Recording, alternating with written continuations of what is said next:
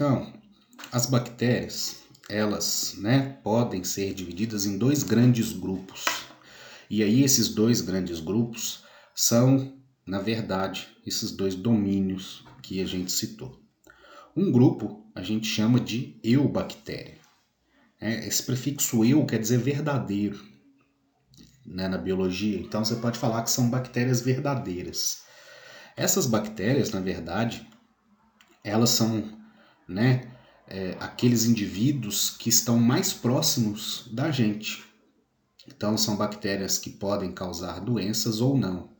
São bactérias que a gente encontra no solo, bactérias que a gente encontra no ar, bactérias que a gente encontra no nosso próprio organismo.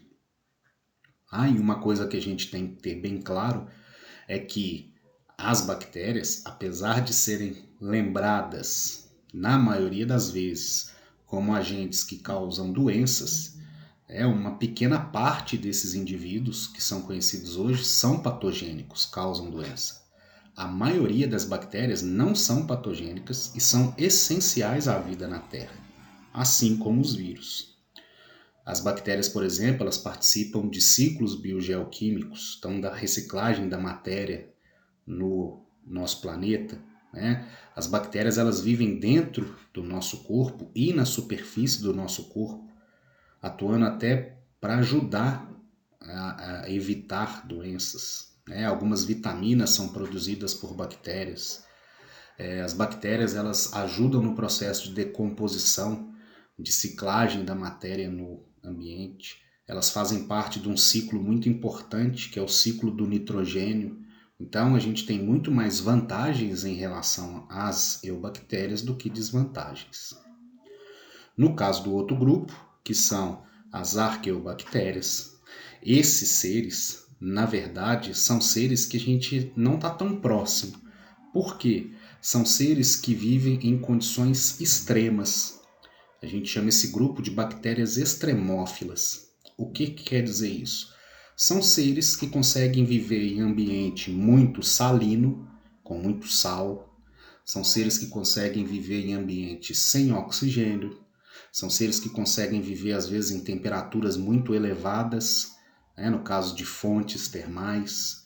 Então, são bactérias que têm características muito peculiares e que, segundo alguns cientistas, são seres que se parecem mais com os nossos ancestrais. Aqueles ancestrais comuns, os primeiros seres vivos que surgiram na Terra, eles deviam ter características muito parecidas com essas arqueobactérias. Por quê? Porque resistem a condições ambientais que não estão presentes em grande parte do nosso planeta hoje, mas estavam, segundo também a gente imagina, as condições do planeta no início. Temperaturas altas, águas muito quentes, pouco oxigênio, grande quantidade de sais. Então, essas arqueobactérias, a gente tem uma ideia, um pensamento hoje que é bastante aceito, que são seres com características primitivas.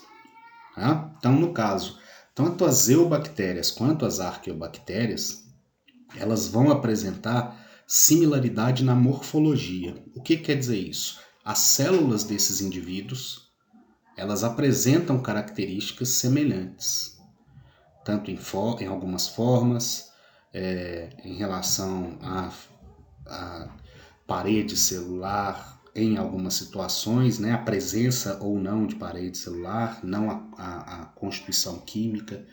Então aqui, por exemplo, a gente vê que essas bactérias aqui, elas são em forma de bastõezinhos. E essas arqueobactérias também têm um formato parecido. Tá? Então a morfologia é parecida. Em compensação, como eu falei anteriormente, a composição da parede celular vai diferir. Ela não vai ser igual. A presença da parede celular é uma característica, de similaridade morfológica, mas a composição da parede celular é diferente e isso ajuda a diferenciar esses dois domínios, esses seres que pertencem a esses dois domínios. Em relação ao metabolismo também, a gente tem grande diferença entre esses dois grupos. né? Porque como as arqueobactérias vivem em condições extremas, o metabolismo tem que ser adaptado àquelas condições. Já as iobactérias, elas também vão se adaptar às condições ambientais dela, mas não igual às extremófilas no ambiente em que elas vivem. O ambiente ou o metabolismo vai influenciar muito no ambiente em que o ser vive. Então aqui, por exemplo, né, vamos pegar lá a questão da parede celular. A parede celular, né, das arqueobactérias é formada por polissacarídeos. O que quer dizer isso? São açúcares complexos, glicoproteínas, então proteínas ligadas a açúcar também, ou proteínas. Então, a parede celular das arqueobactérias, né, dessas bactérias que podem viver em ambientes com muito metano, bactérias que podem, né, viver em ambiente com grande quantidade de sal ou com uma temperatura e uma acidez, né, que não são características comuns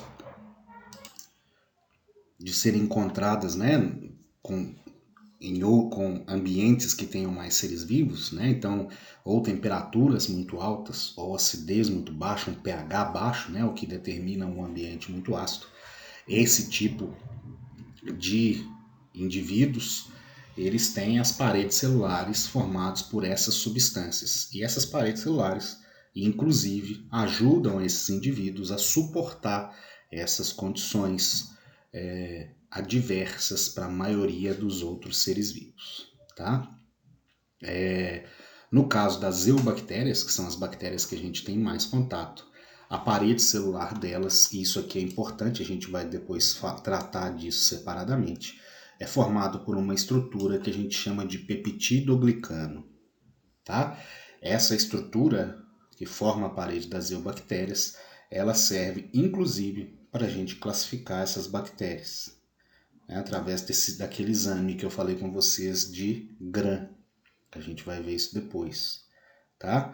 Então aqui a gente tem nesse domínio as bactérias comuns, entre aspas, né, que são as bactérias que vão causar doença, que são parasitas, e as bactérias que também vão se aproveitar do alimento do hospedeiro, além das cianobactérias, que antigamente eram chamadas de algas azuis, né, que são fotossintéticas. No caso, as arqueobactérias, elas são seres que vão, né, autótrofos, vão produzir a própria matéria orgânica sem o uso da luz. Então elas não vão fazer fotossíntese, elas vão fazer um processo que a gente chama de quimiossíntese. O que é isso? Esse tipo de ser, ele vai quebrar uma substância química né, nessa quebra de substância química ela vai conseguir energia para montar o alimento dela. No caso dos seres fotossintetizantes, né, autótrofos fotossintetizantes, eles retiram a energia para montar a molécula de alimento da luz. As arqueobactérias elas vão tirar isso de substâncias químicas. Então elas quebram, por exemplo, lá uma substância que é formada por enxofre e oxigênio. E aí quando elas quebram essa substância, né, por exemplo, SO3, ela vai conseguir energia através da quebra da ligação química entre esses átomos. Essa energia que é liberada na quebra da energia dos átomos, ela aproveita para montar uma molécula que vai servir de alimento. Já as eubactérias, elas podem ser heterótrofas, então elas não vão fabricar o próprio alimento, né? Elas vão ingerir o alimento que está no ambiente, ou dentro do corpo de um hospedeiro, ou no solo, ou na água. Tá? Então ela vai utilizar a matéria que está disponível no ambiente como alimento, ou existem, no caso das cianobactérias, né? Elas são autótrofas fotossintetizantes, então elas vão usar a energia da luz para fazer a fotossíntese e produzir o próprio alimento. Então a gente vê aí, isso já diferencia bastante esses dois domínios aí. Já que a gente já falou desses dois grupos de bactérias, né? As arqueobactérias e eubactérias, que elas apresentam similaridades, mas também diferenças, né? Eu aconselho vocês que anotem no caderno, né, esses pontos em que eles se diferem. Então, em questão da constituição da parede celular e em questão da nutrição que cada um desses grupos faz, tá?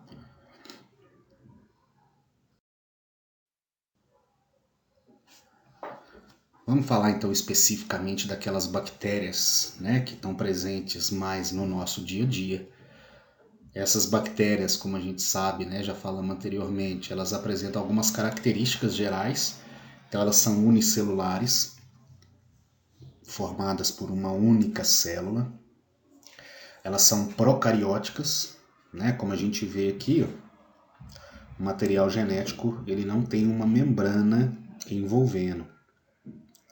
Então a gente fala que o DNA está em nucleoide. Ele se concentra numa região, mas ele não tem uma membrana envolvendo esse material genético, esse DNA. Tá? As formas são variadas, a gente vai ver isso um pouco mais para frente. Né? Então a gente não tem uma forma definida.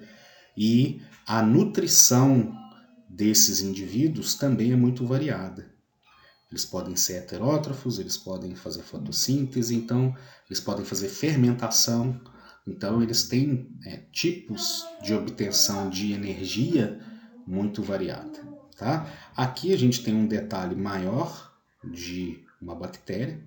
Né? Existem bactérias que possuem uma estrutura que auxilia na locomoção, que é o flagelo, mas isso não é regra, não são todas que vão apresentar isso. Essas bactérias, né, elas têm, como a gente já falou, o DNA, que é o material genético, a membrana plasmática, o citoplasma, e a única organela que essas células apresentam é o ribossomo. Então, as 4 características que estão presentes em qualquer tipo de célula, tanto nessa aí, que é uma célula procariótica, né, que teoricamente seria uma célula mais simples, quanto na célula eucariótica, a presença de citoplasma, ribossomo, material genético e membrana plasmática. Depois dessa membrana plasmática, né, a gente tem a parede celular. Essa parede celular ela é formada pelo peptidoglicano.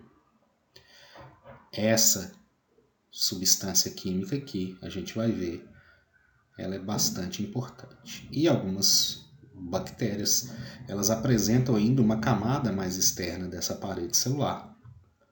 Vai formar uma espécie de cápsula. E essas cápsulas podem ter essas estruturas aqui, que estão parecendo pelinhos, que nós chamamos de fímbrias. Essas fímbrias elas servem, por exemplo, para ajudar a bactéria a se fixar num determinado ambiente. Pode servir também para uma bactéria reconhecer uma determinada célula. Tá? Então, essas estruturas também não estão presentes em todas as bactérias, não. Elas podem estar presentes. As fímbrias, a cápsula e o flagelo. Parede celular, membrana plasmática, DNA e ribossomo, todas as bactérias apresentam, ok?